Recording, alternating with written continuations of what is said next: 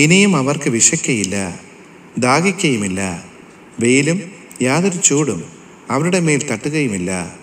സിംഹാസനത്തിൻ്റെ മധ്യയുള്ള കുഞ്ഞാട് അവരെ മേയിച്ച് ജീവജലത്തിൻ്റെ ഉറവുകളിലേക്ക് നടത്തുകയും ദൈവം താൻ അവരുടെ കണ്ണിൽ നിന്ന് കണ്ണുനീരെല്ലാം തുടച്ചു കളയുകയും ചെയ്യും.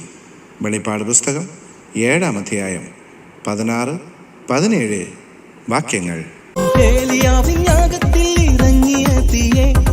മുൾപ്പടത്തിൽ മോശമേൽ ഇറങ്ങിയ തീയേ, ഏലിയാവിൻ യാഗത്തിൽ ഇറങ്ങിയ തീയേ, മുൾപ്പടത്തിൽ മോശമേൽ ഇറങ്ങിയ തീയേ, ദേഹരൂപത്തിൽ നിറഞ്ഞിറങ്ങിവ ഒരു പ്രാവു പോൽ പറന്നിറങ്ങി